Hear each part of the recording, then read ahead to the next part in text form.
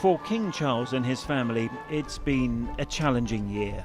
His cancer diagnosis turned royal travel plans on their heads. But out of devotion to Australians and duty to his role, he was determined to do what he planned, a royal tour down under. Charles is still King of Australia, still the head of state. Not coming was not an option. What a great joy it is to come to Australia for the first time as sovereign. It was out of medical necessity a shorter stay, but surprising what a king and queen can pack in the time the doctors allowed. But what did the country make of their British-born, London-based King of Australia, when even the Prime Minister here would rather be a republic? And what of Britain's legacy in a country invaded by settlers who took land which was owned and is still owned by First Nations people?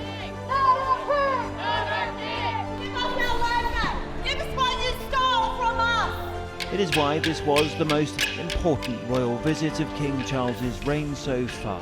It was the King in Australia. There is simply no better view of Sydney than this one, where you get to take in the breathtaking views of Sydney Opera House and of course the beautiful harbour in front of us. So welcome to the top of Sydney Harbour Bridge, where we've climbed the 1400 or so steps to be here, and welcome to Australia for a royal tour full of historic significance. For King Charles, it's his first visit here as King of Australia. He remains this country's monarch, and it's the first time he's been able to come here since the death of his mother more than 2 years ago. But it's important for other reasons as well. He remains a cancer patient. He's still having cancer treatment, and his doctors have allowed him to travel to the other side of the world, but they've had to make many adjustments to this tour in order to make it happen. And for the people of Australia, it's the first time they get to see their king, and in fact it's the first time a British king has ever been to Australia in its entire history. So an important tour for King Charles and Queen Camilla. From glorious sunshine on a bridge to a wet, in fact very wet airport. At one point there was talk the arrival of Australia's king might be delayed. But the Australian military plane carrying its own king and queen for the first time found a break in the weather to unload its royal cargo. They have both been here before, of course, but not as King and Queen of Australia. So after the recently rained-on steps made for a slow and cautious descent, it was at 8:37 p.m. Sydney time that Australian history was made and its new head of state stepped onto Australian soil. Among the first to welcome him was Prime Minister Anthony Albanese, who, if he had his way, would replace this king, but there will be no referendum anytime soon. Nevertheless, the arrival of an unelected British-born, London-based king will always be a moment in Australia to reopen the debate on monarchy versus republic. This is a great time to say, as Australians, thanks, but we've got it from here, which is why we're reframing the national conversation around monarchy itself, and not the King and Queen, and celebrating this as the Farewell Oz tour, the final tour of a sitting Australian monarch.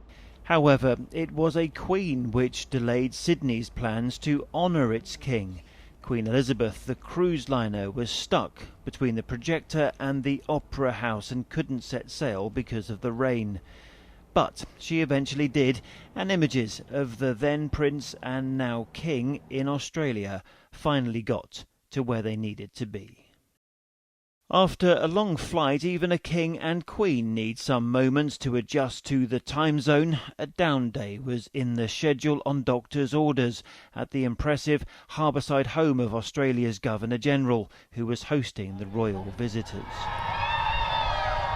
So the first chance Australians had to say hello to their king and queen was on Sunday, and the green outside the Sunday morning church service was looking very busy. But in attracting big crowds of supporters, as they often do, they also attracted a small protest. Behind their banner with the word decolonise, it was in terms of numbers very small, but it came from those who believe King Charles represents everything that was wrong when British settlers arrived in 1788 and took land. Whatever the history, there was a vocal reminder this afternoon that in the present day, King Charles is, and remains, King of Australia.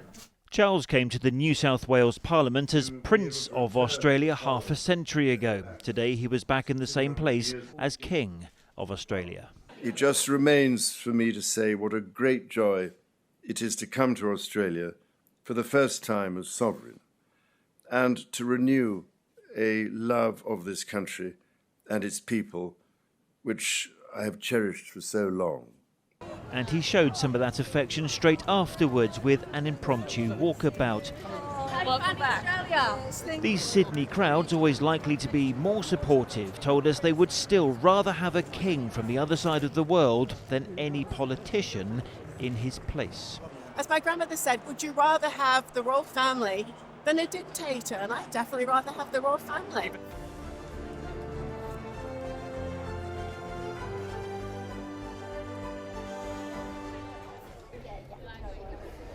So you can see down there some school children waiting for the king to arrive, waving the Australian flag. And when you are king of a country, you don't land at the normal domestic terminal like everybody else. This here is the VIP terminal in the capital, Canberra. This is ACT, the Australian Capital Territory, and the king is flying from Sydney to Canberra this morning.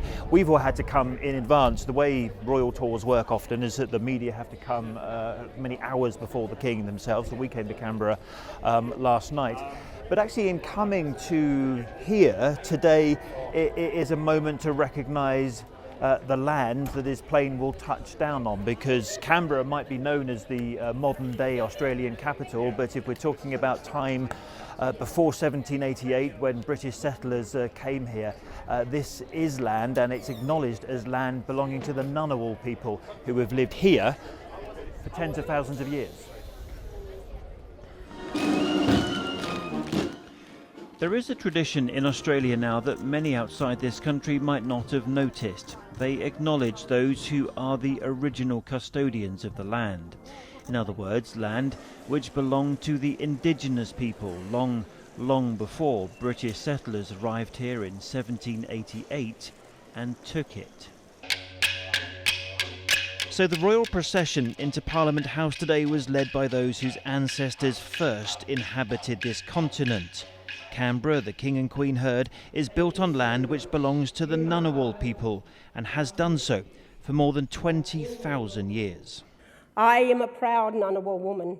It gives me great pleasure to welcome you to the land of the Ngunnawal people. And when King Charles, as King of Australia, got up to speak, he too established who are what he called the traditional owners. I appreciate this morning's moving welcome to country ceremony, which offers me the opportunity to pay my respects to the traditional owners of the lands on which we meet, the Ngunnawal people. But just as the applause finished following his speech, shouting was heard in the hall. Give us our land back! Give us what you stole from us! Our bones, our skulls, our babies, our people! You destroyed our land! Lydia Thorpe is an elected senator and well known in Australia for this kind of protest. She was referring to the colonial taking of lands, the killing of First Nations people, and the enforced removal of Indigenous children from their parents.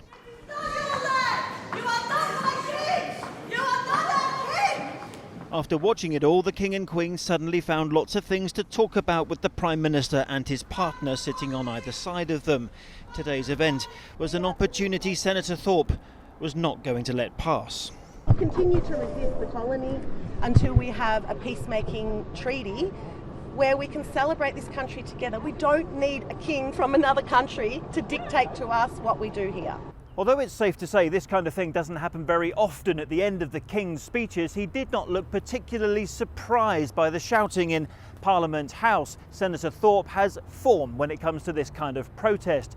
But for King Charles, it is a reminder that for some, he will always represent everything that is wrong about the colonial invasion of this land.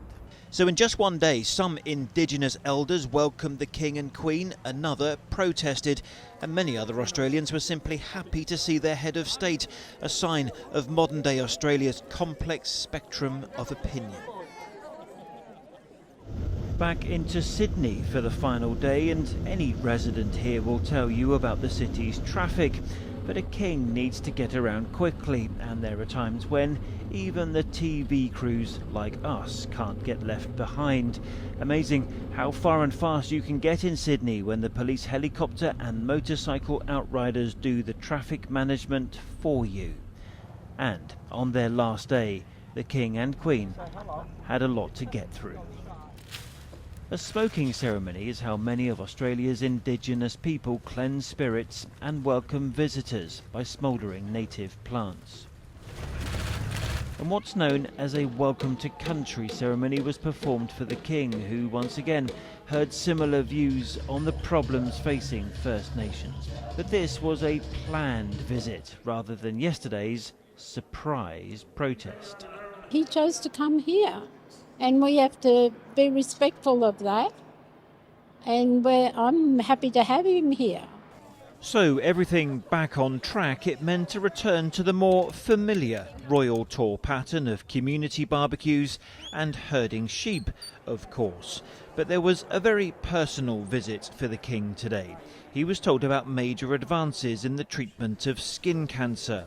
We don't know what cancer treatment the King is having, but he seemed particularly interested in and knowledgeable of immunotherapy. And they're the side effects that we become very expert at managing. You do? Yes. That's really encouraging. Yes, yes. The treatment isn't too bad, is it? Because the immunotherapy... There was minimal side effects. Exactly. I can't imagine what it's been like for the royal family to have 2 cancer diagnoses. But what seems to be a really good thing for anyone who suffers from cancer and a family that's going through that is hope.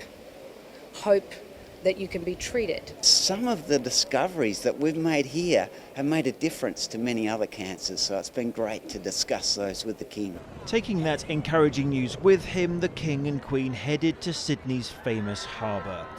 And whilst not everyone was happy to have them here, you criminals! You criminals! It was overwhelmingly a positive end to the tour. And those who were among the 10,000 people who crowded around Sydney Opera House shared with us their thoughts on a quick but eventful royal tour. He's done an amazing job and he's had such a full schedule, and I think it's incredible that just recovering from a very serious illness, he's come out to see everyone. And you think the same? He's at 70, he's 76 in a few weeks' time. He's got cancer, he's still having treatment, and still wanted to come and see Australians. It's because he loves you, surely. Yeah, we love him too. We love him too. I got to see the monarch, I got to see the king himself, and it's we're part of that history. That's the flag that I said, that's the king, that's everything, We were just talking to people here about change and whether we should change it. I don't What's think your view? so. People had their opinion about a lot of things. It's just symbolism. Australia had to move forward, but we can move forward without getting rid of the monarchy. It doesn't hurt. So thousands of people are now leaving Sydney Opera House. That's kind of the tour wrapped up. Significant, yes, because the King was able to come here. It was cut short for medical reasons because of his cancer diagnosis. And yes, there was some opposition, not just voices about Australia becoming a republic, but a very loud voice in Parliament House about the crimes, the wrongs of the past. That, however, happens a lot on royal tours these days, and it's for the King and other members of the royal family to deal with it. There hasn't been a monarch here since 2011. I just don't know when they'll see their king next. Australia is not the country Queen Elizabeth found when she first came here as monarch in 1954.